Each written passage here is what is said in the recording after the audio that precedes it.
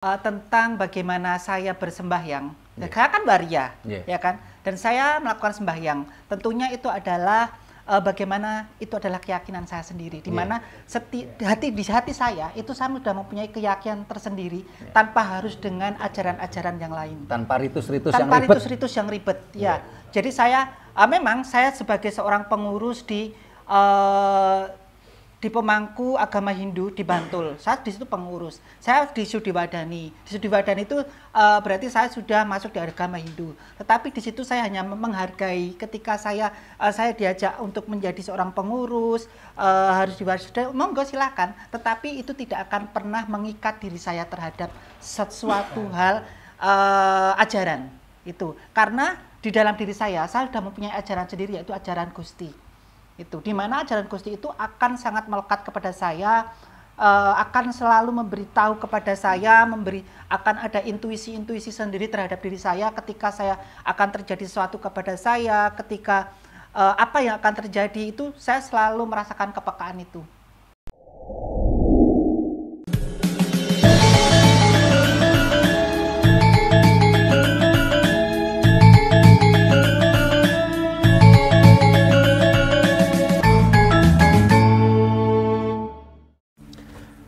Salam Rahayu.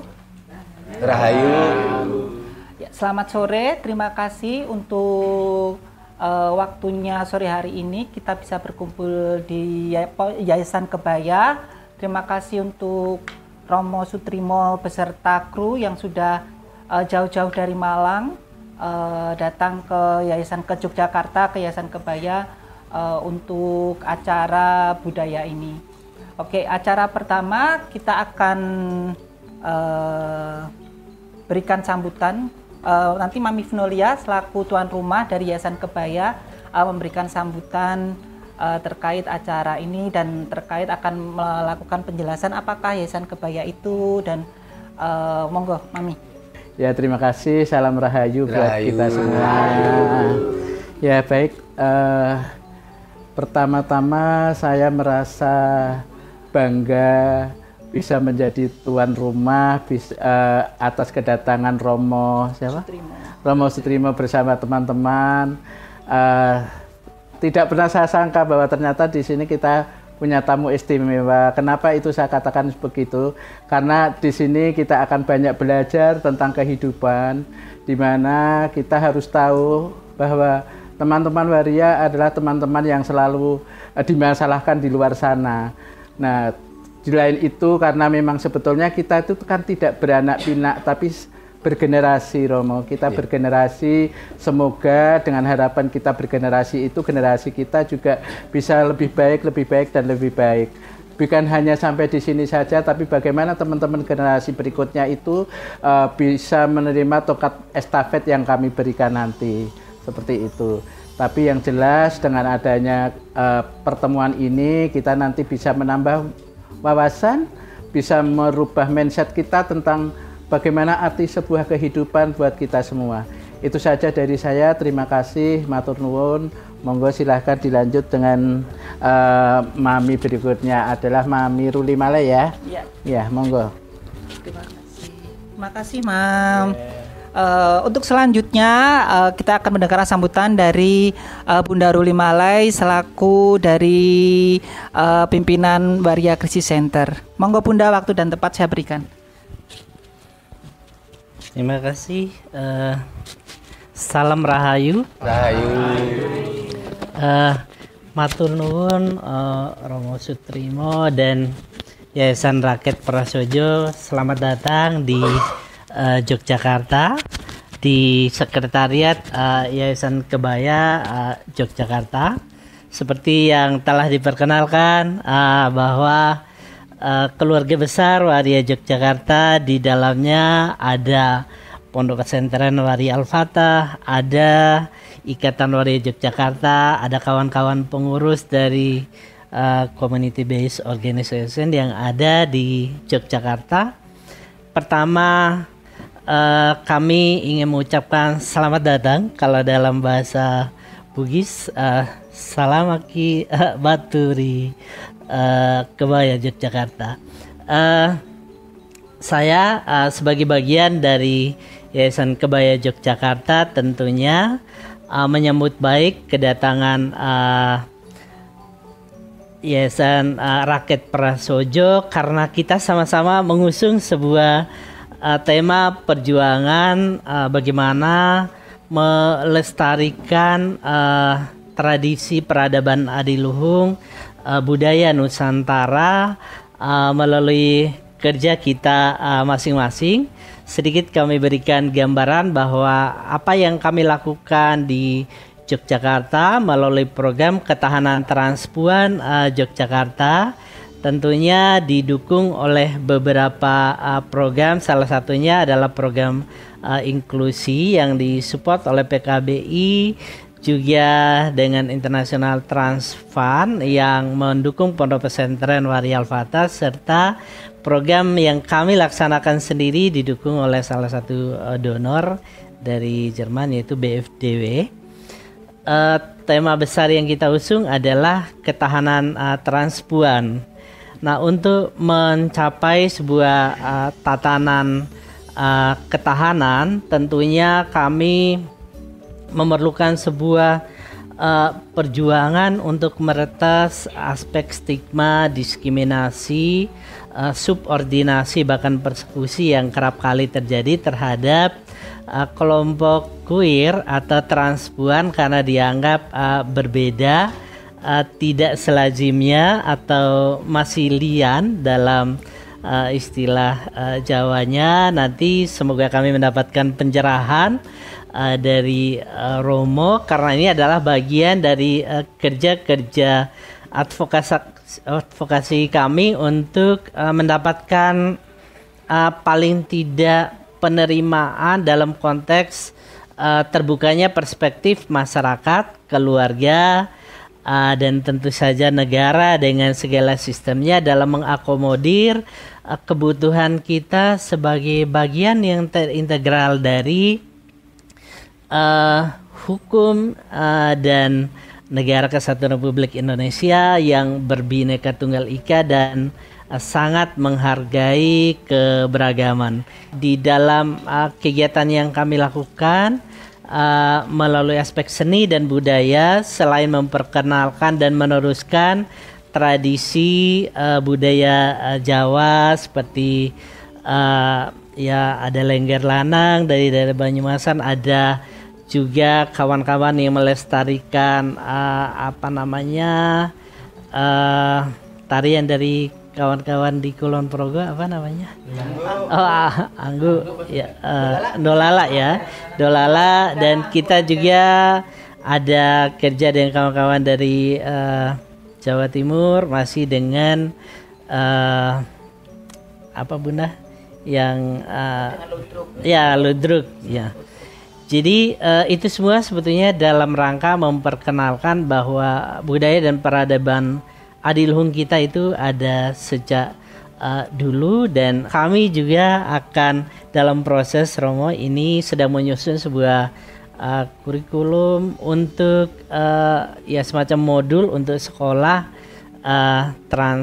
smart trans untuk kawan-kawan transpuan.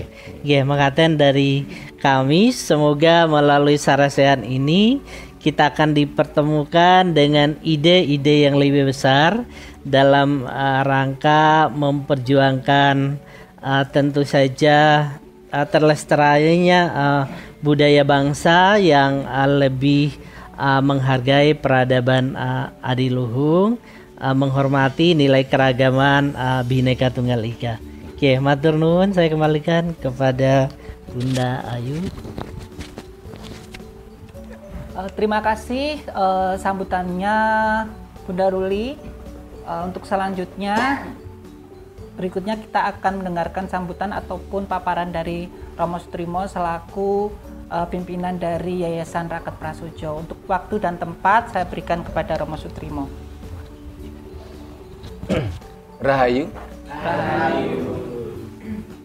Yang saya hormati Ibu Vinulia Wakijo, Ketua Yayasan Kebaya, keluarga besar Waria Yogyakarta. Yang saya hormati Ibu Ruli, Ketua WCC, Waria Crisis Center, dan Mbak Ayu Kusuma, Ketua IWAYU atau Ikatan Waria Jogja, dan para teman-teman semua yang ada di sini. Terima kasih, kita jauh-jauh dari Malang diterima di Jogja dengan segala rasa persaudaraan. Kita akan mencoba membahas tentang bagaimana cerita atau kedudukan waria di dalam budaya Jawa dan bagaimana waria itu nanti bersembahyang. Konteksnya adalah bersembahyang dan konteksnya adalah budaya Jawa atau budaya Nusantara. Kita tidak bicara bagaimana waria beribadah, karena kata ibadah itu konteksnya agama. Kita bicaranya sembahyang. Sembahyang konteksnya adalah budaya Jawa, budaya Nusantara. Dalam berbagai cerita ajaran Jawa, ya, ini ajaran Jawa ini kan dasarnya adalah satu, haiklogis atau penalaran tinggi. Orang Jawa bilang tinuming nalar. Sehingga kalau kita bicara tentang ajaran Jawa, tentunya harus haiklogis, harus tinuming nalar. Sehingga siapapun yang bicara tentang budaya Jawa, termasuk saya, kalau tidak tinuming nalar atau tidak haiklogis, berarti ya bukan budaya Jawa yang asli. Yang kedua, dasar ajaran Jawa adalah kasunyatan. Bahasa Jawanya kasunyatan, bahasa lainnya adalah realistis. Sesuatu yang real, sesuatu yang nyata. Ya. Kasunyatan bisa juga diartikan ilmiah akademis. Bisa dibuktikan secara empiris. Jadi bukan sekedar halusinasi. Ya. Bukan sekedar jarini. Menurut riwayat. Katanya. Bukan kulak jari, adol jari, dodol jari, bati lekni. Menurut katanya. Budaya Jawa tidak berdasarkan itu. Yang ketiga, berdasarkan orang Jawa bilang serateles. Serateles itu adalah alam semesta. Sehingga ketika saya bicara tentang waria, ini jelas ada dasarnya, bukan sekedar, mohon maaf, kata-katanya Sutrimo saja. Ketika ajaran tamu, ajaran Dayo ini tidak bisa menerima waria. Waria selalu dibenci, selalu dihina, tidak mendapatkan tempat, itu dari ajaran Dayo. Saya tidak perlu sebut apa ajaran Dayo tadi. Tapi saya yakin yang hadir maupun pemirsa tahu yang saya maksud. Karena tujuan kita ingin memberikan pencerahan tanpa harus menyakiti. Ya.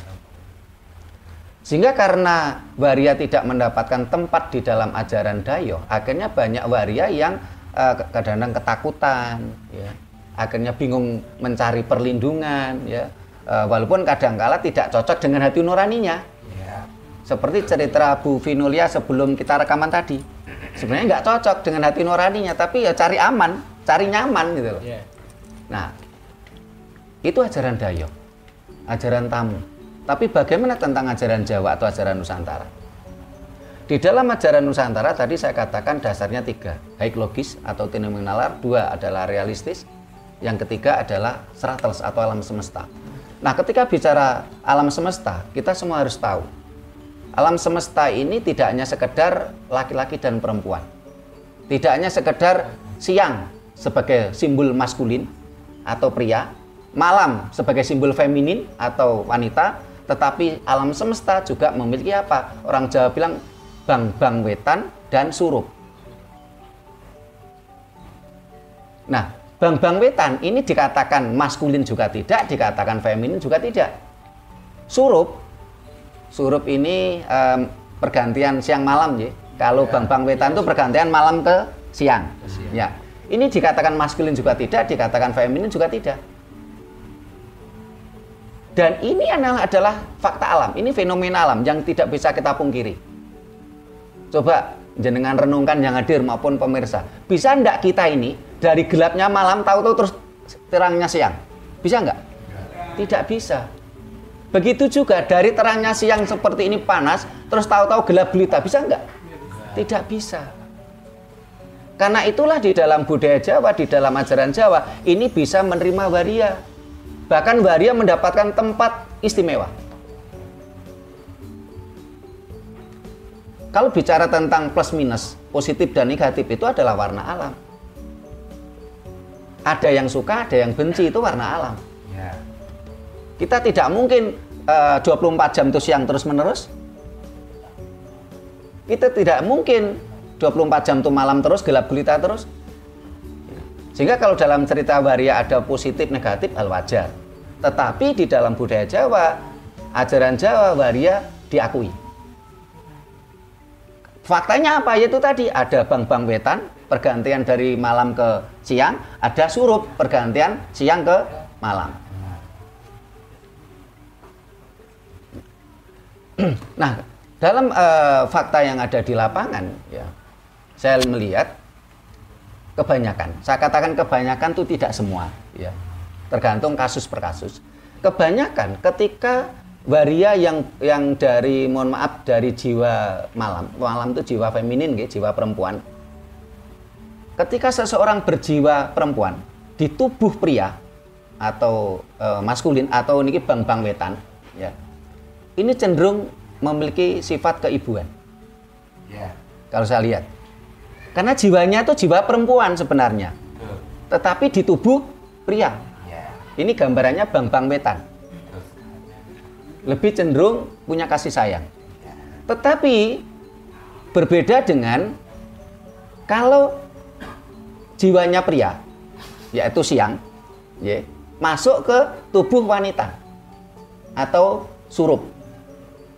Saya katakan kebanyakan, jadi jangan tersinggung karena kebanyakan itu tidak semua loh ya. Yeah. Kalau jiwa pria masuk ke tubuh wanita, ini mohon maaf, itu cenderung egonya cukup tinggi. Wong Jawa ngarani mokong. Tapi tidak semua loh ya, jangan tersinggung ya. Apalagi mohon maaf, dia raganya kan wanita, tapi jiwanya pria. Ini cenderung ada dua macam, ada yang menstruasi, ada yang tidak.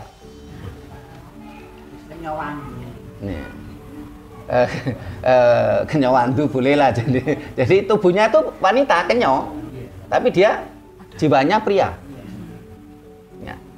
Nah kalau dia itu tidak menstruasi, ini sulit untuk disembuhkan. Tapi kalau masih menstruasi, ini masih bisa harapan disembuhkan. Bahkan banyak saya lihat di lapangan, ini mereka akhirnya yang terjadi adalah ACDC.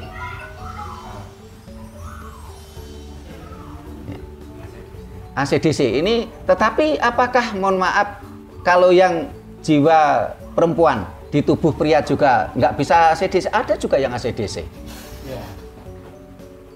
Sebenarnya ACDC ini juga tidak salah, karena kadang-kala saya beberapa waktu yang lalu saya barusan ngobrol seorang marketing tempat hiburan wisata anak-anak. Ya. Dia namanya nama laki-laki, seperti nama gubernur. Ya. Namanya nggak perlu saya sebut. Tubuhnya kekar, tubuhnya kekar. Ya. Tapi jiwanya perempuan.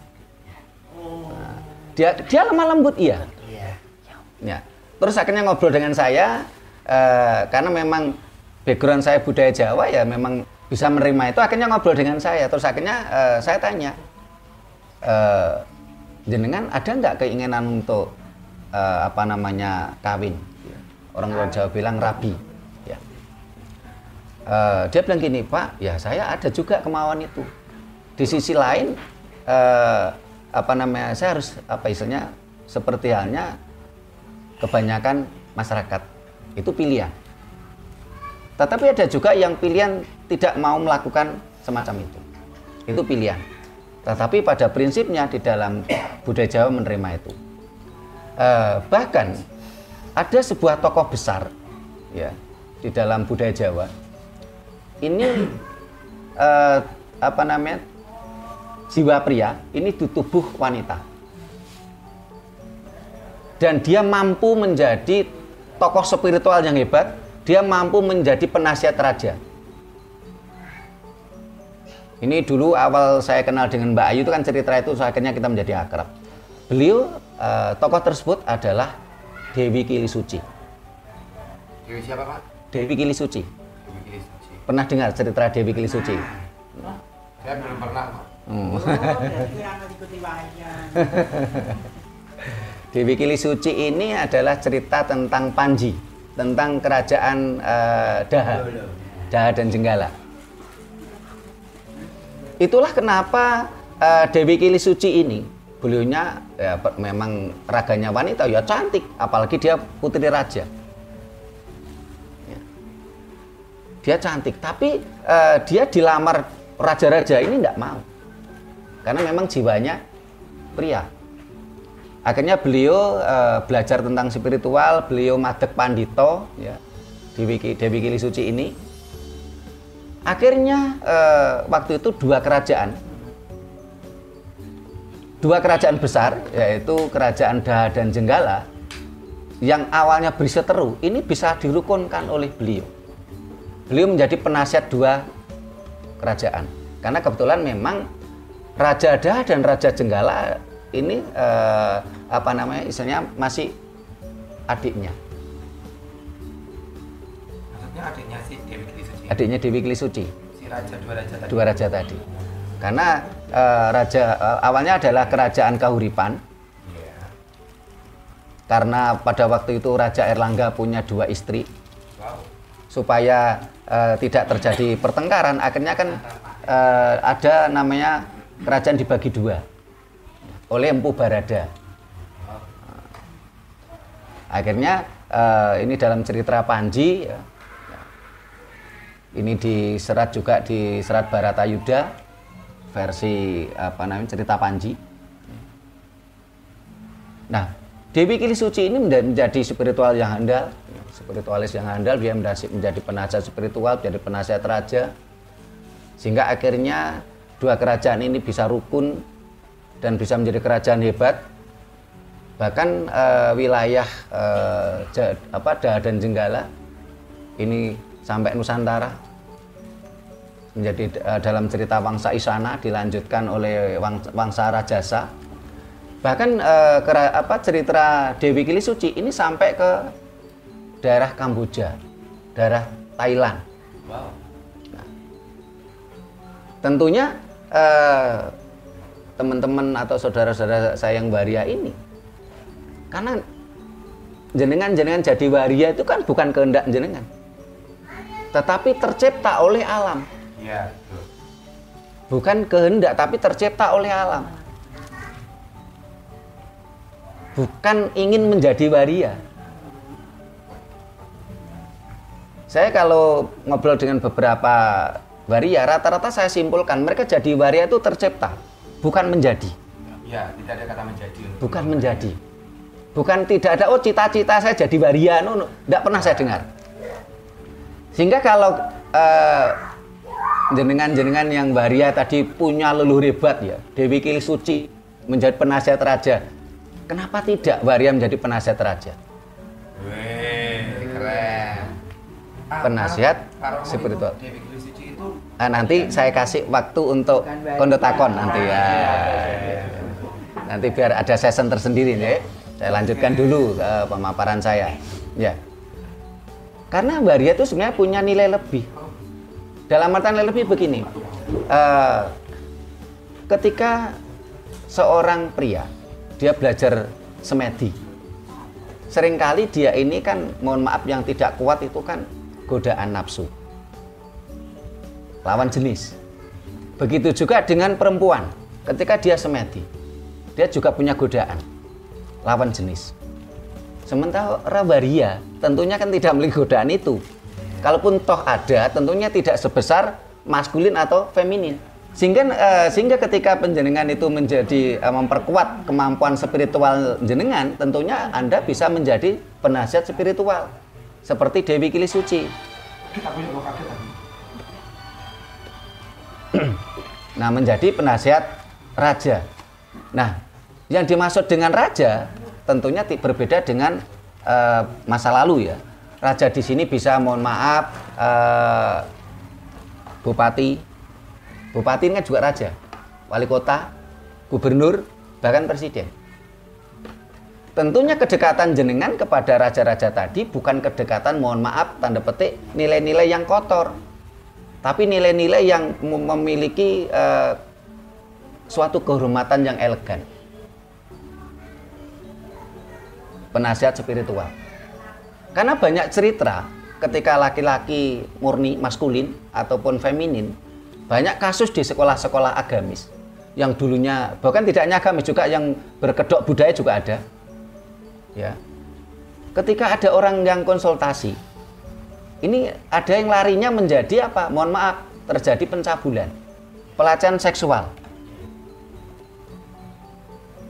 Nah, kalau seperti ini akhirnya kan menjadi jatuh harga dirinya, jatuh marwahnya, jatuh harkat dan martabatnya.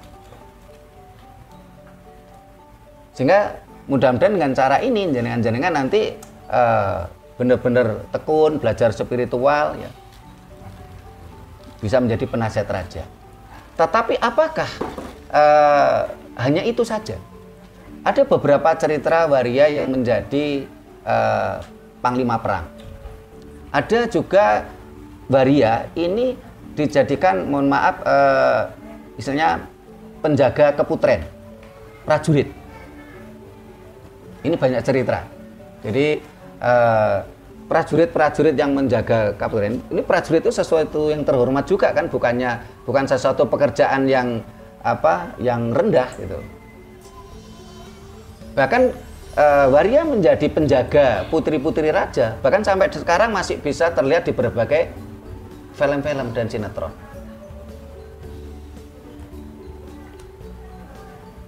Ini kan tentunya sesuatu yang sangat luar biasa, ya. Tetapi ada juga cerita yang berkonotasi kurang baik. Sebagai contoh umpamanya warok dengan gemblaknya. Tetapi kalau semua tergantung dari sisi mana kita memandang. Kalau kita memandang dari sisi seksual tentunya menjadi kotor. Tetapi ketika kita memandang dari sisi ilmu spiritual, seorang warok yang bagaimanapun juga tidak akan sakti kalau nggak punya gemblak. Kenapa? Karena disitulah seorang yang sakti tadi ini butuh penetrasi. Tetapi penetrasi bukan dalam artian sesuatu yang negatif, yang kotor. Apakah yang berbau seksual itu mesti kotor? Juga belum tentu. Karena semua tergantung bagaimana situasi dan kondisinya. Cuman siapapun kita, kalau mengutamakan atau mengedepankan seks, ini memang menjadi kotor. Tetapi manusia tanpa seks juga tidak mungkin. Ya. Karena itu adalah kesempurnaan manusia. Ya. Bahkan tidak hanya manusia, kesempurnaan alam semesta.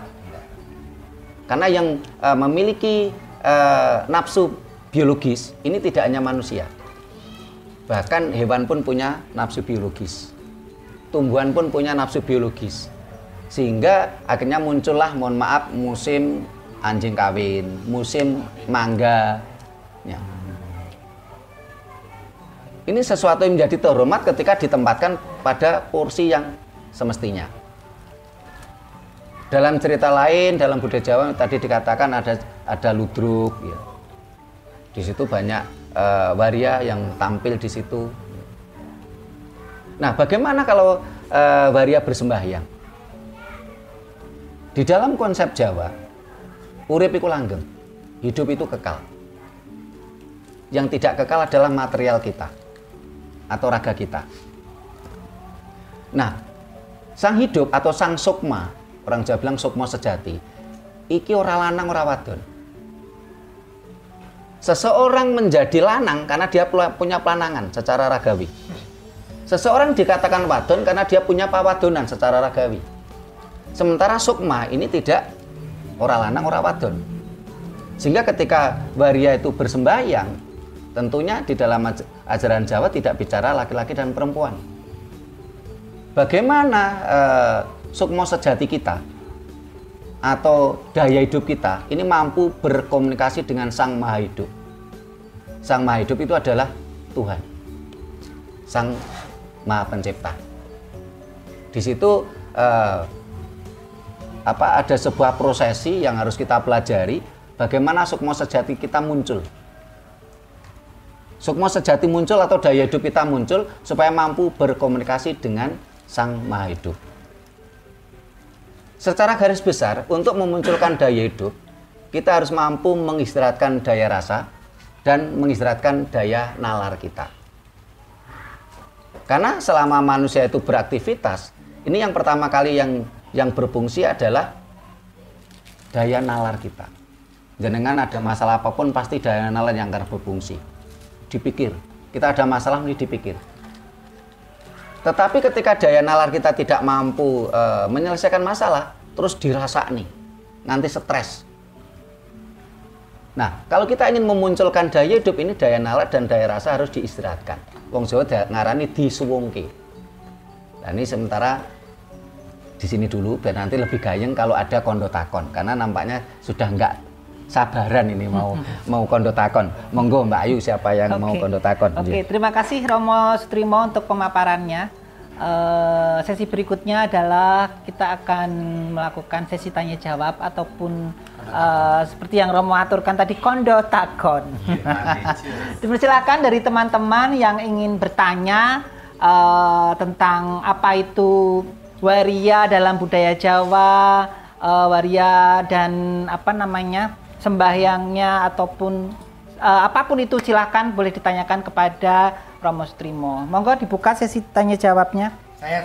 Ya, monggo. Ya, selamat siang Romo. Saya Cassandra. Saya asli Jogja. Rahayu, saya Cassandra.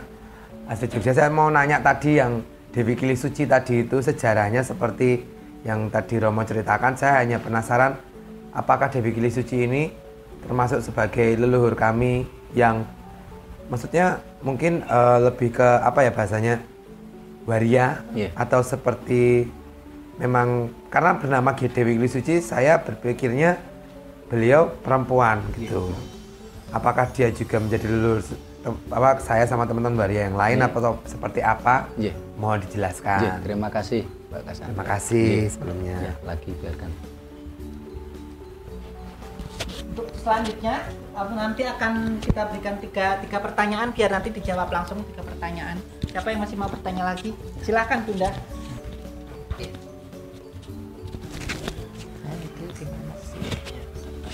Kritikan aja boleh. Rahayu. Perkenalkan, nama saya Bunda Yeti. Horas. Saya mau lihat itu. Mau lihat itu. Saya mau bertanya Romo. Tadi kan ada katanya waria itu dalam kebudayaan itu memang sudah sejak dari dulu sudah adakah? Atau baru-baru ini aja adanya waria dalam kebudayaan atau di Jawa ini? Karena maaf kata kalau di Sumatera kalau di Sumatera kebudayaan waria itu jarang kelihatan. Cuman kalau ludruk memang ada, tapi nggak apa di Jawa ini gitu. Saya mau tanya itu aja dulu. Terima kasih Romo. Rahayu Bunda Yeti. Rahayu. Satu lagi silakan. Rahayu Romo. Ya, saya mau tanya seperti Cassandra itu ya tentang Dewi Kili Suci. Berarti Dewi Kili Suci itu kan perempuan. Kalau kita kan terlahir secara laki-laki. Tapi kalau Dewi Kili Suci kan terlahir sebagai perempuan. Nah, apakah itu bisa dijadikan leluhur kita karena kita terlahir dengan Dewi Kili Suci berbeda. Dia terlahir dengan perempuan, kita terlahir dengan jenis kelamin laki-laki. Ya. Mungkin bisa jadi menurut saya itu Dewi Kili Suci itu leluhurnya transmen. Iya. Bukan transpuan. Begitu saja Romo, terima kasih. Ya, monggo Romo, silakan untuk menjawabnya. Terima kasih. Luar biasa ini, jadi cair sehingga nggak tegang. Terima kasih Mbak Cassandra, Bunda Yeti sama Nur Ayu. Kalau di Facebook kan kayaknya udah kita sudah sendiri ya. Oh, nggih. Terima kasih. Supaya berurutan dari Bunda Yeti dulu saya jawab. Di dalam budaya Jawa mulai kapan ada waria? Tadi saya katakan dasar ajaran Jawa itu kan salah satunya alam semesta. Ya.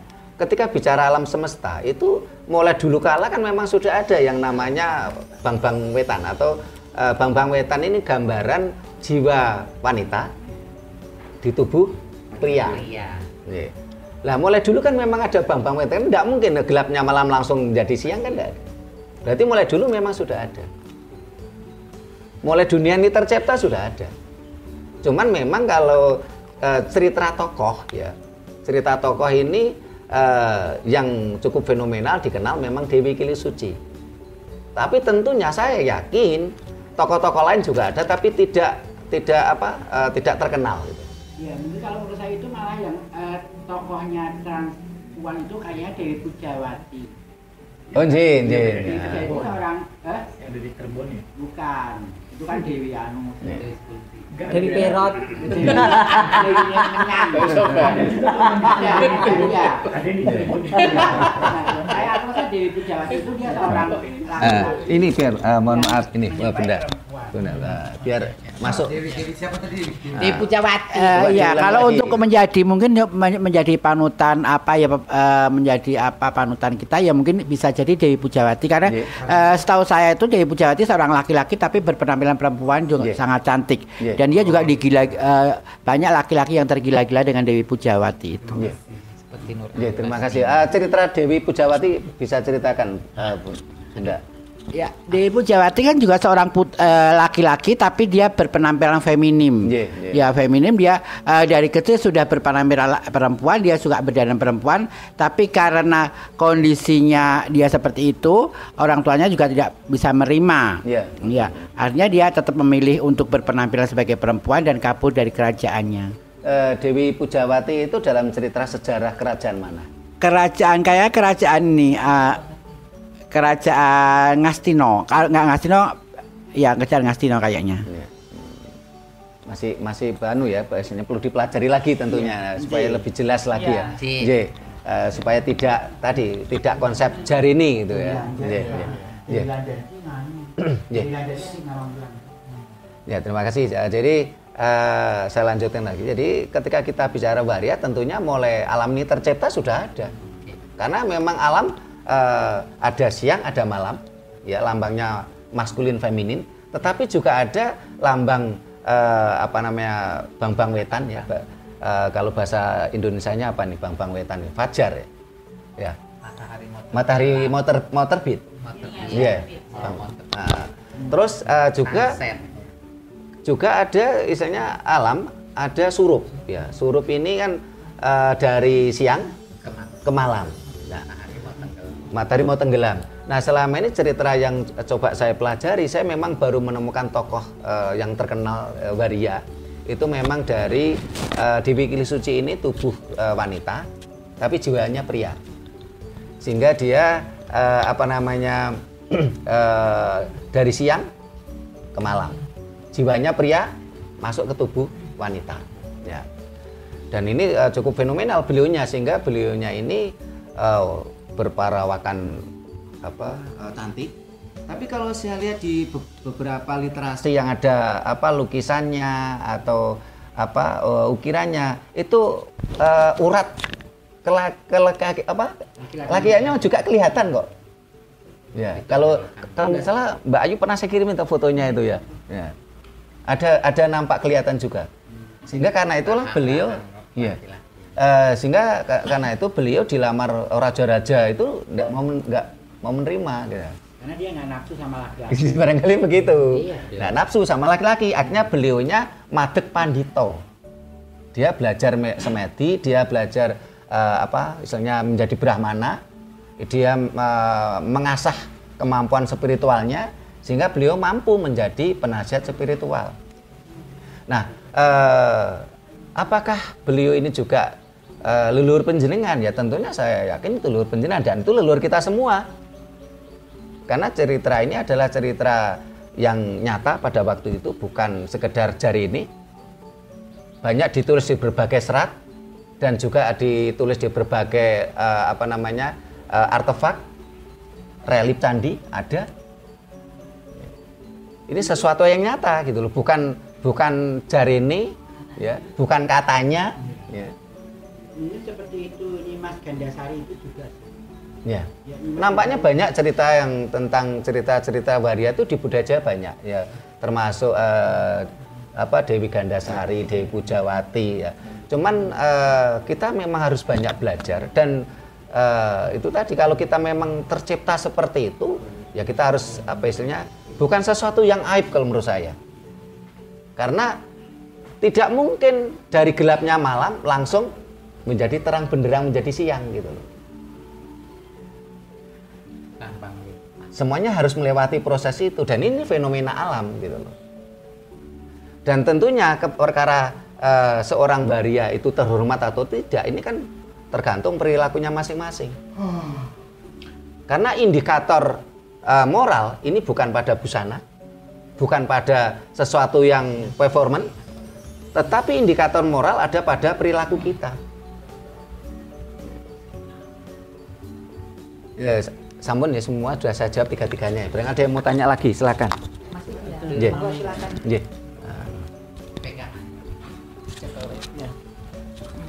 Ya. Baik, terima kasih. Rahayu. Ya. Ya, saya jadi tertarik Romo dengan cerita-cerita malah saya lari jauh ke India sana. Tentang Mahabharata, Romo. Di Mahabharata India itu kan diceritakan bahwa perang antara Astina dan Pandawa itu perang besar ya, memperebutkan kerajaan itu. Kemudian ada yang namanya Bhisma. Bhisma itu kan sakti mandraguna, di mana dia malah justru berpihak pada Astina.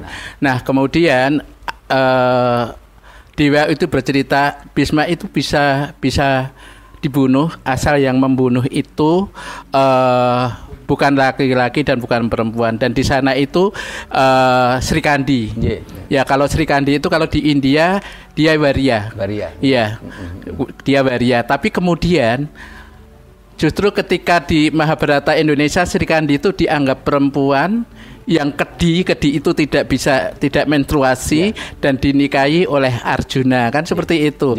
Jadi ini ada hubungannya tidak sih sebetulnya cerita Mahabharata India dengan cerita Mahabharata di Indonesia, karena begitu ada Sri Kandi kalau untuk cerita Jawa kan dia perempuan yang tidak punya anak atau kedi atau tidak menstruasi. Nah, kemudian kok malah muncul ada kenyawandu gitu. Jadi saya tuh kadang juga memikirkan yang mana yang sebetulnya yang benar itu yang mana. Karena kalau Mahabharatanya India tuh runtut banget dan di situ memang ada waria ya, Sri Kandi itu pahlawan secara jenis kelamin laki-laki, dia tampil selalu perempuan begitu. Makasih Romo. Terima kasih.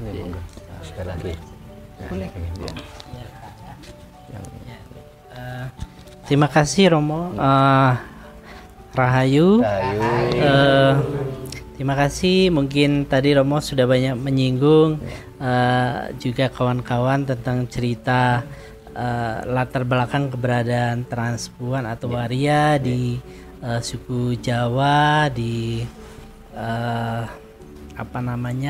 Batak juga. Kebetulan saya dari Bugis, saya mungkin bisa cerita sedikit tentang eksistensi masyarakat Bugis yang sangat menempatkan transpuan ya, calabai yang telah mengidentifikasi dirinya sebagai bisu atau mabesi, orang bersih yang sejak abad ke-14 hingga 16 itu sudah ada di dalam ritual-ritual kerajaan maupun keagamaan. Dan tidak cuma di Bugis, misalnya di Tator juga ada namanya Toburake yang menempatkan transpuan itu pada posisi yang cukup sakral dan strategis. Nah, menjadi kegelisahan kami tentunya dengan dominasi kekuasaan melalui hegemoni para penguasa saat ini telah mengikis habis peradaban adiluhung yang di masa lampau begitu diterima oleh masyarakat, sehingga kami rindu akan struktur Nusantara kita yang kaya akan keragaman budaya dan tradisi itu sebagai bagian dari Bhinneka Tunggal Ika. Tadi menarik dengan cerita Mami tentang Sri Kandi yang diyakini adalah seorang transgender, yang saya kira di Indonesia pun banyak yang memiliki keyakinan seperti itu dari para pelaku seni dan budaya, karena jelas di dalam kitab Cerat Centini dan juga Lagalio kalau di Budaya Bugis itu ada cerita sastra yang secara detail menjelaskan bagaimana kawan-kawan yang tidak teridentifikasi gendernya sebagai laki-laki, cisgender laki-laki atau perempuan, itu juga mampu ikut mewarnai peran mereka dalam khasana peradaban adiluhung budaya Nusantara. Makasih Romo, saya tidak bertanya, cuman menanggapi sedikit. Ada lagi menanya, silakan. Oh iya, silakan. Rahayu. Sebelumnya saya ingin bertanya, mungkin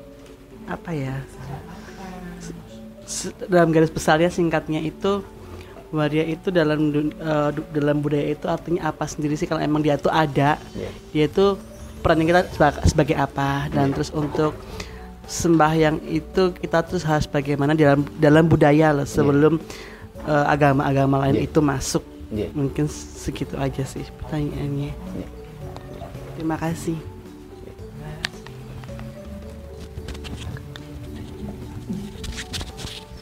Moderatornya dulu. Masih sesi tanya jawab. Iya, ada 3 orang. Oke, terima kasih untuk Mami Vinolia, Kak Dita Delovin, Bunda Ruli, pertanyaannya dan untuk tambahan wawasan tadi dari Bunda Ruli, dan untuk Romo Sutrimo, monggo dipersilakan untuk menjawab pertanyaan dari Mami Vin dan Kak Dita Delovin. Monggo Romo. Terima kasih Mbak Ayu. Ke Ibu Vinolia Wakijo dulu. Ketika bicara tentang cerita Mahabharata, saat ini ada 2 pendapat ahli. Ada ahli yang mengatakan Mahabharata ini dari India, tetapi ada juga beberapa ahli dengan disertai berbagai penelitian, ini Mahabharata itu asli Jawa, cerita asli Jawa. Salah satu buktinya, ketika kita bicara sebuah sumber, tentunya di situ banyak air ya, tentunya banyak air di situ, atau banyak sumber pisang, banyak pisang di situ. Nah, Mahabharata di Jawa ini seluruh masyarakat itu tahu, terutama sebelum era tahun 90-an. Bahkan anak-anak kecil itu semua tahu tentang cerita Mahabharata. Cerita Mahabharata menjadi sebuah cerita rakyat yang dipahami oleh semua pihak. Tetapi kalau di India, cerita Mahabharata yang tahu itu hanya khusus sastrawan saja, kelompok kecil yang tahu. Sehingga akhirnya dengan berbagai penelitian, ada beberapa ahli menyimpulkan Mahabharata adalah asli cerita Jawa. Bahkan dalam penelitian Profesor Salanti Soleman, Profesor Haseu, wayang ini asli Jawa dan sudah ada sejak 1500 tahun sebelum Masehi, asli Jawa. Nah, ketika kita bicara tadi yang diceritakan Ibu Vinolia tadi, kalau Mahabharata cerita India, ini Sri Kandi, ini perempuan. Nah, ketika Sang Bhisma berperang Mahabharata Yudha ini tidak ada yang mampu mengalahkan. Terus Sri Krishna ini mencoba melihat perjalanan waktu. Bhisma hanya bisa mati kalau yang membunuh itu adalah Dewi Ambo, mantan pacarnya. Karena pada waktu itu Dewi Ambo dan Bhisma ini saling cinta. Cuman karena Bhisma sudah terlanjur janji kepada ibu tirinya, dia akan madat, tidak akan beristri demi adik-adiknya yang beda ibu untuk menjadi raja. Walaupun alam akhirnya tetap memberikan hukuman. Dalam artian apa? Adik-adik Bhisma itu ketika menikah belum melakukan hubungan mati. Adiknya kedua lagi menikah mati lagi. Sampai akhirnya ada dua janda di istana Hastinapura. Bhisma bingung. Dia sudah terlanjur janji tidak menikah. Dia tidak boleh menyalahi janjinya. Akhirnya Bhisma mencari saudara dia yang beda ibu lagi, yaitu Abhyasa, untuk menikahi janda-janda adiknya tadi. Akhirnya 3 janda yang dinikahi oleh Abhyasa itu. Abhyasa ini menikah yang pertama. Perempuannya itu didekati, ini ketakutan. Dia matanya terpejam. Karena takut, karena Abhyasa ini orangnya hitam jelek gitu. Dia dikumpuli dengan mata terpejam. Akhirnya lahirlah anak laki-laki yang buta, Dhritarashtra. Setelah itu Dhritarashtra. Nah, ketika Abhyasa ngumpuli janda yang kedua, si perempuannya ini wajahnya itu minger gini loh, tidak mau menatap, berpaling. Akhirnya lahirnya Pandu. Pandu ini kan tengeng.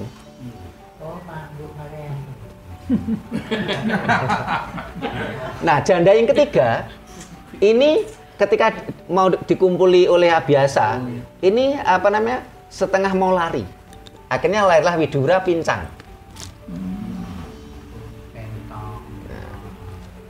Nah, dalam cerita India, Sri Kandi ini adalah perempuan. Nah, dalam hukum perang India, ini perempuan tidak boleh ikut perang. Akhirnya Sri Krishna ini mensabda Sri Kandi yang perempuan tadi menjadi laki-laki, barulah ikut bisa berperang. Tapi dia lahir perempuan kalau dalam cerita India. Demi harus bisa membunuh Bhisma, dia disabda oleh Krishna menjadi laki-laki. Nah, berbeda dengan cerita Mahabharata Jawa. Sri Kandi memang perempuan. Nah, di dalam budaya Jawa, perempuan ini dihormati. Sehingga walaupun perempuan punya hak juga bela negara. Berarti di situ, kalau menurut saya, budaya Jawa lebih menghormati perempuan ketimbang cerita India. Sri Kandi walaupun perempuan tetap diberi hak untuk membela negara. Dia tetap menjadi perempuan utuh untuk berperang di Bharatayuddha. Ini untuk Bu Vinolia sih. Ternyata kalau kita lihat memang budaya Jawa lebih menghormati wanita. Dalam cerita sejarah-sejarah kita, banyak kita kenal wanita-wanita hebat menjadi raja. Mulai dari Ratu Sima, perempuan menjadi ratu yang hebat. Setelah itu kalau yang Majapahit kita kenal Ratu Gayatri. Ratu Gayatri punya anak perempuan juga jadi raja, Ratu Tribhuwana Tunggadewi. Ratu Tribhuwana Tunggadewi punya anak Hayam Wuruk, ya laki-laki. Setelah itu ada lagi raja perempuan, Ratu Suhita. Jawa lebih menghormati perempuan dibandingkan dengan ajaran tamu, ajaran Dayo. Nah, ini untuk Bu Vinolia. Kalau untuk Bu Ruli tadi kan memberikan masukan. Nah, kalau Mbak Dita tadi yang ditanyakan kan posisi waria dalam bersembah, dalam budaya. Nah, waria di dalam budaya Jawa ada banyak posisi sebenarnya. Dewi Kilisuci menjadi penasihat raja. Dia tokoh spiritual yang handal. Terus ada beberapa cerita tentang Kenyowandu yang menjadi panglima perang. Ya. Termasuk cerita tadi Sri Kandi tadi kan dia karena dia lahir perempuan tapi dia tidak men. Iya, itu Kedi tadi dia menjadi panglima perang juga. Ini kan konteksnya ini kan tetap waria. Walaupun pria di tubuh wanita. Terus ada cerita tentang waria menjadi gemblak. Ada cerita waria menjadi kepala prajurit di Kaputren. Yang jelas apapun posisinya di dalam ajaran Jawa, waria mendapatkan tempat. Tidak dihina, tidak dikucilkan, tidak ora disio-sio, ya. Dapat tempat. Apapun posisinya. Ini kan yang terpenting kan di situ. Sementara ajaran lain kan tidak memberikan tempat. Perkara posisi ini tergantung dari perjalanan hidup kita masing-masing. Tetapi intinya mendapatkan tempat, dihargai, dihormati, diberi tempat, ada tempatnya. Karena memang hukum alam ada siang, ada malam, ada surup, ada bang-bang wetan. Nah, bagaimana kalau kita bersembahyang? Tadi sudah saya sampaikan bahwasanya kalau di dalam ajaran Jawa tidak ada perbedaan laki-laki dan perempuan ketika kita bicara sembahyang. Karena indikator moral ini adalah perilaku kita. Entah kita laki-laki, entah kita ini wanita, entah kita ini waria, kita terhormat atau tidak, moral kita baik atau tidak, ini kan indikatornya kan perilaku kita, bukan pakaian kita. Laki-laki bejat banyak, perempuan bejat banyak, waria nakal juga banyak.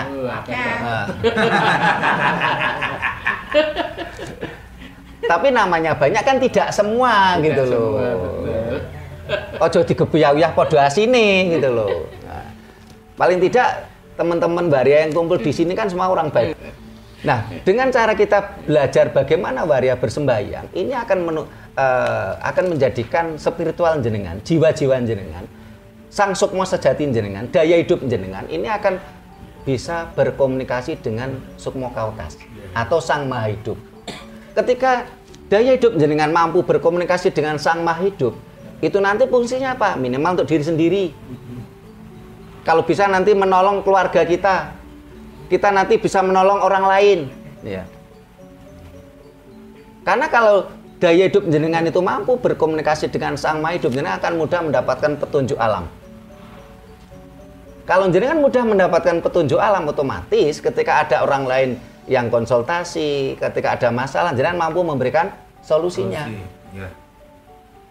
Tapi kalau jenengan itu mohon maaf hanya kalau orang Jawa bilang gedekne mangan nendro, ya tentunya ragawi Anda yang menjadikan sesuatu beban. Padahal sekali waktu jenengan harus itu tadi sirik dar nendro. Kalau menurut simbah saya dulu, ojo kakean turu, besok ki awake dhewe ki turu selawase. Ini kan yang harus kita pahami. Ojo kakean mangan. Ya. Kenapa? Karena kebutuhan kita tidak cuma kebutuhan ragawi saja, tapi kita juga punya kebutuhan jiwa, kebutuhan sang hidup kita. Kalau kita bicara kematian, ajaran Jawa mengajarkan kepada kita tidak boleh takut mati. Kenapa? Karena kematian sesuatu yang pasti. Orang perlu wedi mati. Karena kematian itu sesuatu yang pasti. Sing ora mesti niku malah panguripan. Kehidupan itu sesuatu yang tidak pasti. Tadi sebelum rekaman saya cerita sama Bu Vinulia bagaimana perjalanan hidupnya. Kehidupan itu tidak pasti malahan. Gampangane wong ngomong, saiki mangan, sesuk urung mesti iso mangan. Saiki oleh duit urung mesti sesuk oleh duit. Saiki diajeni dadi bak ratu, belum tentu besok diajeni wong.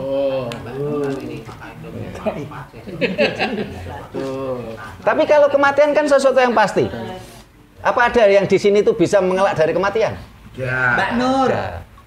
Mbak Nur. Karena dia bukan orang. Ya. Nah, karena sudah hantu. sehingga nanti yang perlu dipelajari ya, kalau kalau waktunya saat ini kan nggak nutut ya, bisa lain waktu lah, nanti Pak undang saya lagi. Yang perlu jenengan pelajari adalah bagaimana sukma sejati jenengan atau daya hidup jenengan mampu berkomunikasi dengan Sang Maha Hidup, supaya nanti ketika raga jenengan, material jenengan sudah tidak bisa dipakai, jenengan sudah tahu mau kemana Sang Hidup kita. Sang Hidup jenengan tidak kemelekatan menunggu raga Anda di kuburan, dadi demete kuburan. Coba jenengan tanya pada diri sendiri, siap jadi menjadi demete kuburan? Iya. Jadi semua, jadi penghuni kuburan? Iya. Tentunya kalau kita yang nggak mau jadi demete kuburan, kita inginnya adalah urip sampurno, mati sampurno. Sukma sejati kita bisa manunggal mring sukma kawekas, manunggaling kawula Gusti. Kita tidak jadi demete kuburan sing nunggu nang kuburan nganti kapan? Ngenteni Armageddon. Armageddon tidak mungkin datang karena alam selalu memperbarui diri. Ya, karena Armageddon itu nggak akan ada. Kalaupun toh ada, itu malah menandakan Tuhan nggak adil.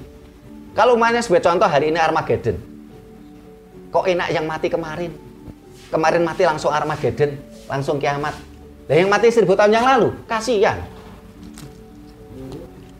Nunggu ya? Iya, nunggu. Sampai kapan?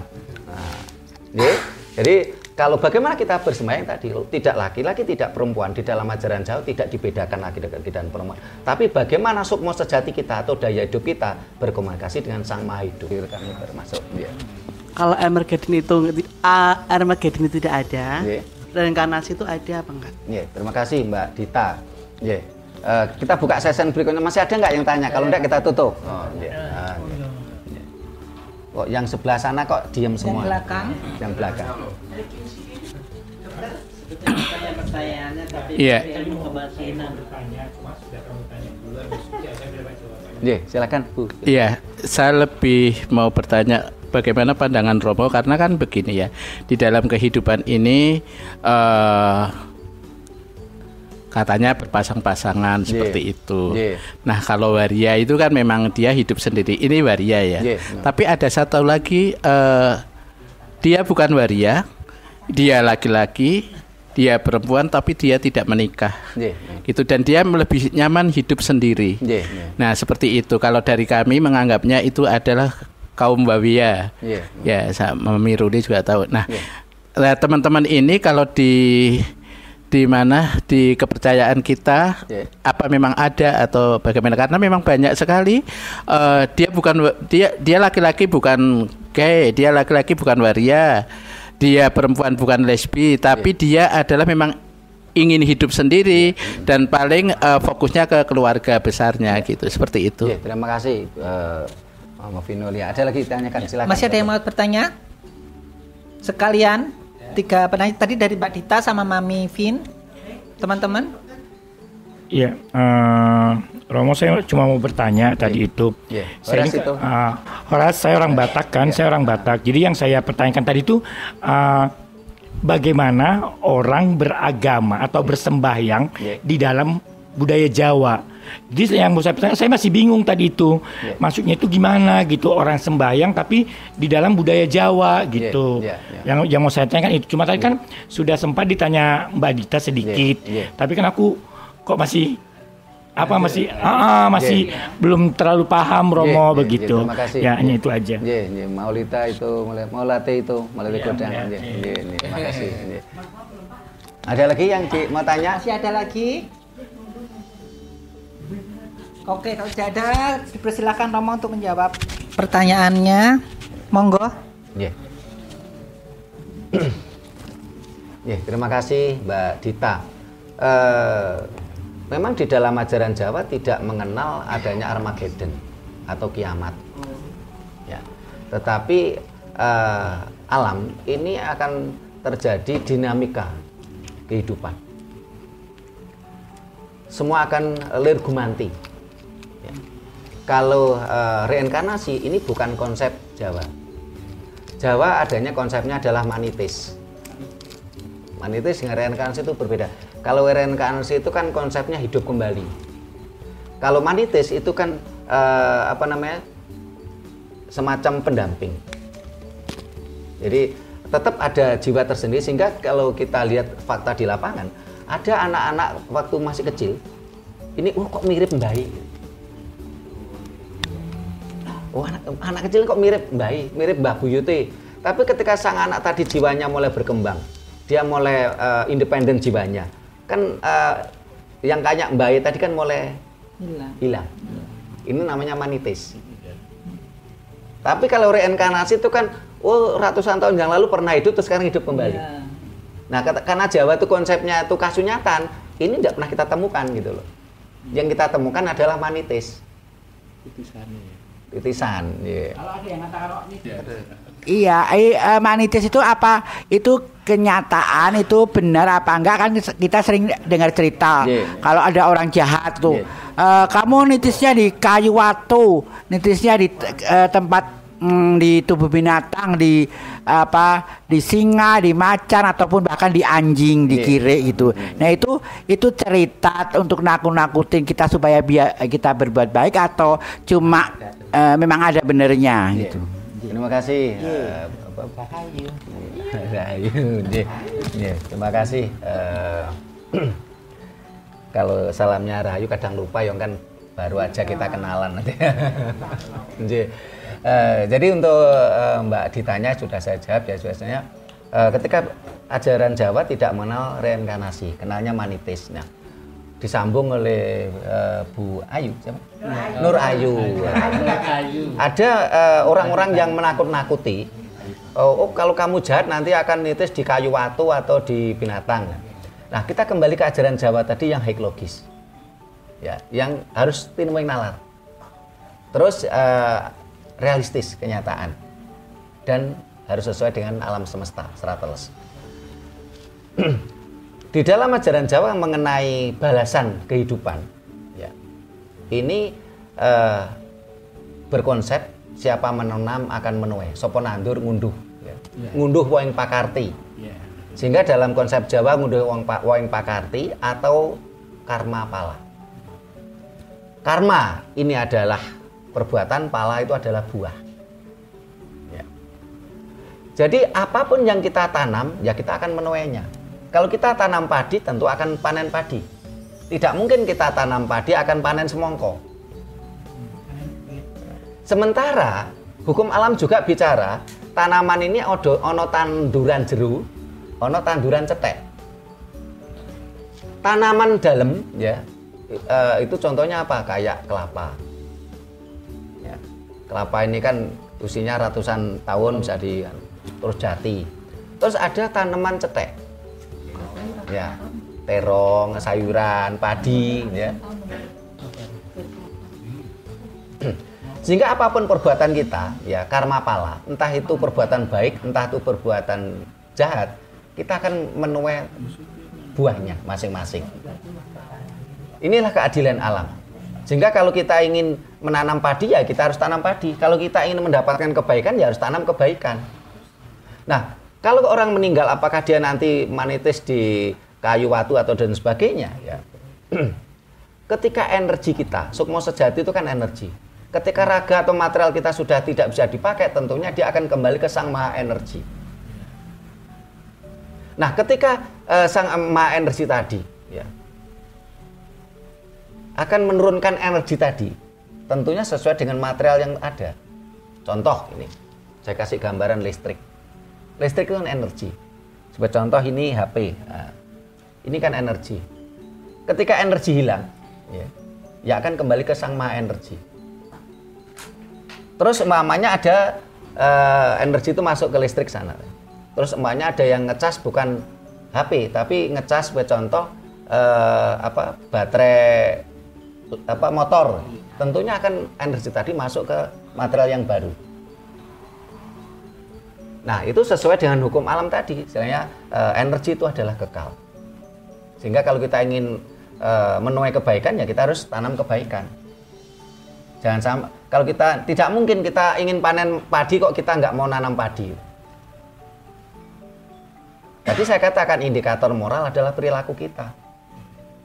Apapun raga kita, apapun pakaian kita, kalau moral perilaku kita tidak baik, ya tentunya kita tidak dihargai oleh orang.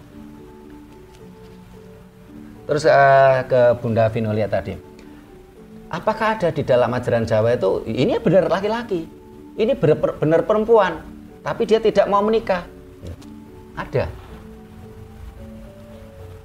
Ada kalanya laki-laki tadi, manusia tadi, entah laki-laki entah perempuan, ini dia lebih mengutamakan pengabdian. Pengabdian ini entah itu pengabdi kepada keluarganya, ada juga yang mengabdi kepada sesamanya. Ya. Ada pengabdi setan. Setan yang aku ngabdi. Wah, enaknya kumpul di Waria gini sambil guyonan, jadi nggak tegang. Sehingga banyak cerita di dalam cerita Jawa itu yang namanya semacam tokoh-tokoh spiritual Jawa ini kan kadang memang tidak menikah. Ya. Orang boten rabi gitu loh. Ya. Hal itu bahkan kadang-kadang banyak cerita mereka ini pengabdiannya luar biasa. Kita kasih contoh umpamanya kayak Sengkuni, ya. Semua tergantung bagaimana kita memandang.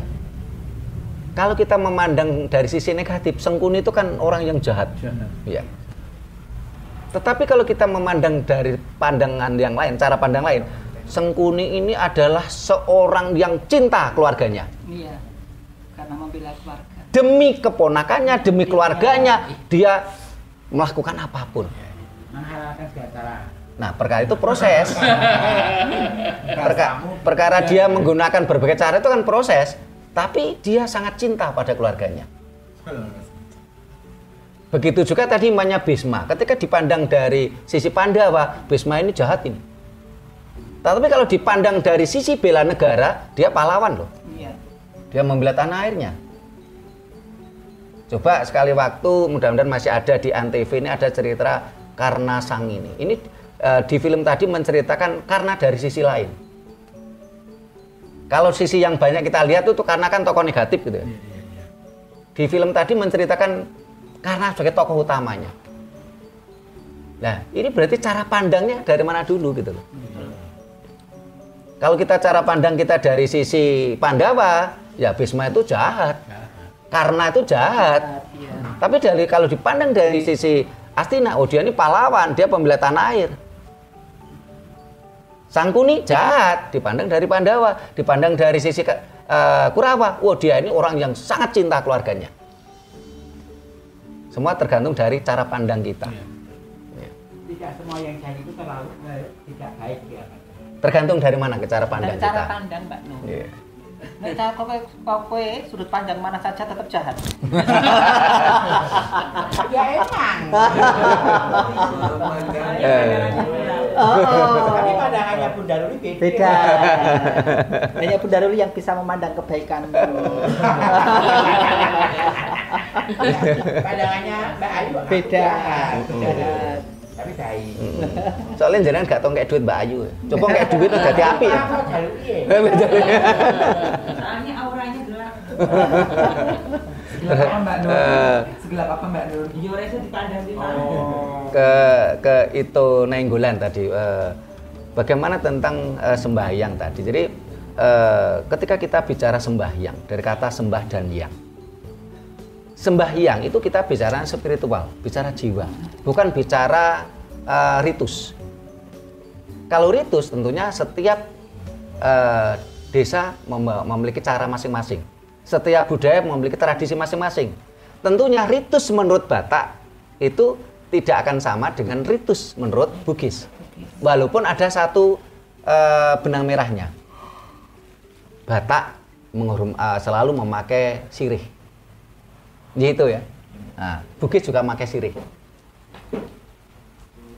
Jawa juga memakai sirih.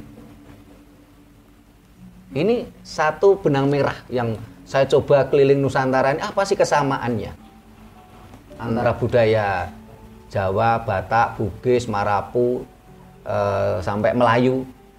Itu ketika kita bicara ritus, ini berbeda ritusnya.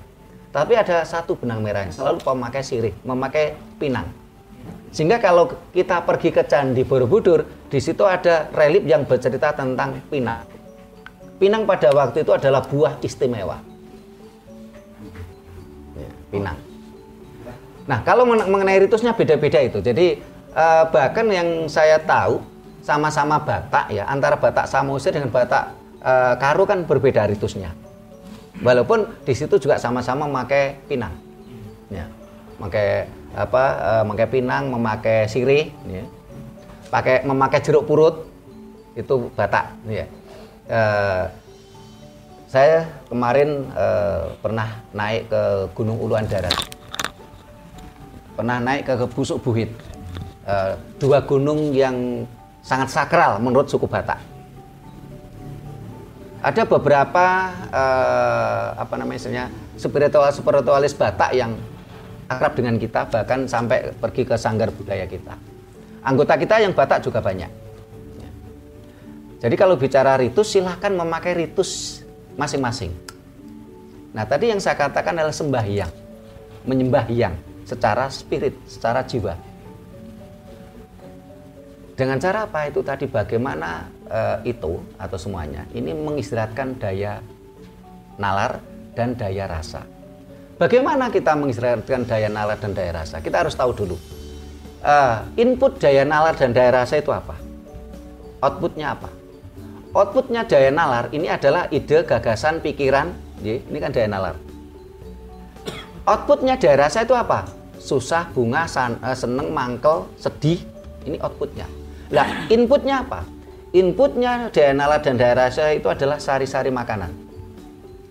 Sehingga orang atau anak-anak kita, anak-anak kecil itu kalau sari-sari makanannya kurang, dia cenderung bodoh. Daya nalarnya kurang maksimal karena inputnya kurang. Nah, kalau kita sudah tahu input dan outputnya, sehingga kita harus tahu nanti bagaimana kita mengistirahatkan daya nalar dan daya rasa. Berarti apa? Kita harus puasa. Saya mengatakan puasa, bukan siam. Karena siam ranah agama, puasa adalah ranah kita. Dan itu berbeda konsep, beda teori, beda prakteknya.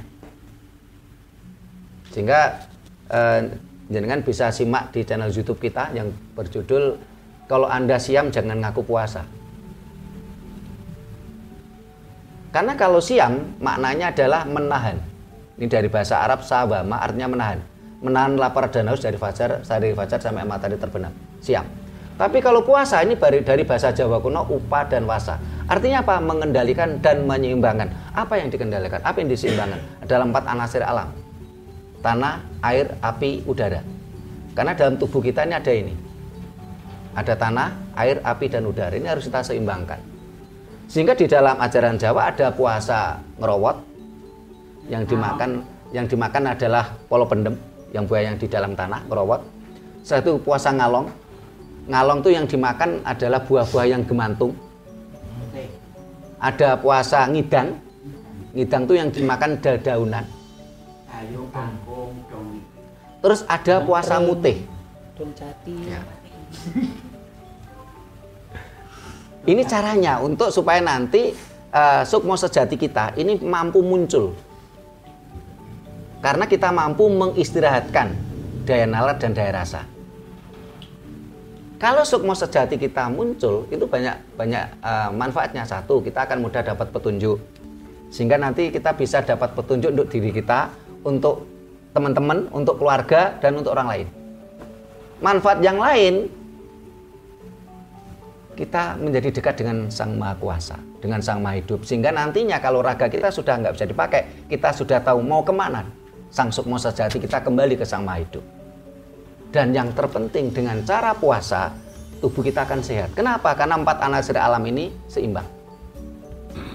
Tadi kalau nggak salah itu dokter. Nggih? Nggih. Nah, secara medis ini diakui. Kalau 4 anasir alam ini seimbang dalam tubuh kita pasti sehat. Dan itu keuntungan yang kita dapatkan kalau kita puasa. Nggih. Udah semua kita jawab. Silakan, mari Mbak, silakan Mbak Ayu. Baik Romo, terima kasih pemaparannya. Kalau saya ingin memberikan sedikit penjelasan, tapi dengan apa yang saya alami saja, Romo. Jadi ini saya tidak menyinggung siapapun, tidak mau mengajak siapapun, tapi ini adalah sesuatu apa yang saya alami saja, gitu. Jadi kalau saya pribadi tentang bagaimana saya bersembahyang, saya kan waria, ya kan, dan saya melakukan sembahyang. Tentunya itu adalah bagaimana itu adalah keyakinan saya sendiri, di mana di hati saya itu saya sudah mempunyai keyakinan tersendiri tanpa harus dengan ajaran-ajaran yang lain, tanpa ritus-ritus yang ribet. Ya, jadi saya memang saya sebagai seorang pengurus di pemangku agama Hindu di Bantul, saya di situ pengurus. Saya di Sudiwadani. Di Sudiwadani itu berarti saya sudah masuk di agama Hindu. Tetapi di situ saya hanya menghargai ketika saya diajak untuk menjadi seorang pengurus, harus diwariskan, monggo silakan. Tetapi itu tidak akan pernah mengikat diri saya terhadap sesuatu hal ajaran itu. Karena di dalam diri saya sudah mempunyai ajaran sendiri, yaitu ajaran Gusti. Itu di mana ajaran Gusti itu akan sangat melekat kepada saya, akan selalu memberitahu kepada saya, akan ada intuisi-intuisi sendiri terhadap diri saya ketika saya akan terjadi sesuatu kepada saya, ketika apa yang akan terjadi itu saya selalu merasakan kepekaan itu, begitu. Dan satu lagi ajaran yang utama itu adalah sebuah kebaikan di dalam hidup ini. Jadi bukan ajaran ajaran kepercayaan apapun kalau menurut saya, tapi karena saya orang Jawa, yang saya lakukan adalah kemelekatan ajaran-ajaran kebaikan, bagaimana kita adalah menjunjung budaya Jawa, etika, attitude, budaya itu. Jadi saya tidak meninggalkan Jawa saya, walaupun secara sembahyang saya mempunyai tradisi, saya mempunyai sembahyang dengan cara saya sendiri.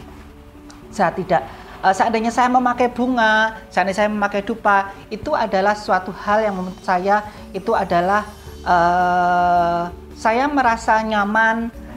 Bunga adalah suatu keindahan. Nah itu. Jadi, tetapi seandainya itu tidak ada, ya saya tidak menggunakan, tidak apa-apa. Jadi saya sudah tidak mau sesuatu hal yang meribetkan diri saya. Ketika saya berdoa, ya saya berdoa semampu apa yang saya bisa. Saya tidak mau berdoa dengan bahasa-bahasa yang saya tidak paham. Karena Tuhan, Gusti Allah itu tahu apa yang akan kita sampaikan. Bahkan ketika kita tidak perlu sampaikan dengan tutur kata, kita batin di dalam diri kita pun, Gusti Allah sudah tahu apa yang akan kita inginkan, apa yang kita doakan. Dan satu lagi, ketika kita menginginkan sebuah perubahan di dalam diri kita, bukan hanya doa saja, tapi bagaimana kita bisa berusaha untuk merubah. Dan Tuhan itu adalah suatu keajaiban yang akan bisa merubahnya. Itu. Jadi bukan karena aku berdoa, selalu berdoa, kenapa kamu tidak pernah mengabulkan, bukan itu. Tetapi bagaimana kita juga mempunyai usaha untuk merubah sesuatu, mewujudkan doa kita, dan Tuhan itu akan memberikan keajaiban sebuah perubahan kepada diri kita. Jadi cara bersembahyang saya seperti itu. Jadi udah tidak terikat kemelekatan dengan ajaran apapun, karena saya sudah pernah menjadi A, B, C, sudah pernah belajar D. Tapi saya di usia saya yang sekarang ini sudah 46 tahun, ketika saya sudah menginjak 40 tahun, semuanya itu sudah berubah di dalam kehidupan saya. Yang terpenting saya melakukan sebuah kebaikan, entah itu saya dianggap baik, buruk, dianggap tidak benar atau apapun, itu saya kembalikan kepada orang yang menganggap saya. Itu. Yang penting tujuan saya baik, saya berusaha untuk baik, saya berusaha untuk lurus.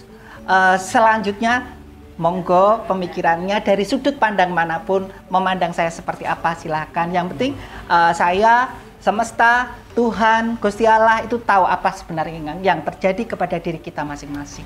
Begitu, Rahayu. Ditutup. Sampun, Romo. Yeah.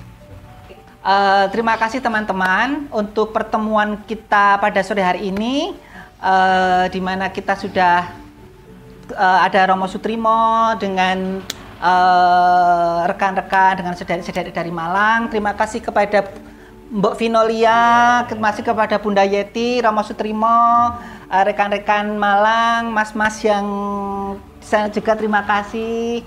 teman-teman dari Iwayo, teman-teman dari Yayasan Kebaya, teman-teman dari Pondok Pesantren. Saya selaku moderator di sini mengucapkan terima kasih banyak, terima kasih yang sebesar-besarnya sudah mau mengikuti acara diskusi dengan Yayasan Rakyat Prasojo dengan kita komunitas waria. Terima kasih, semoga kita semua akan selalu mendapatkan berkah, kebahagiaan dan kesehatan dan umur panjang. Amin. Salam Rahayu. Rahayu.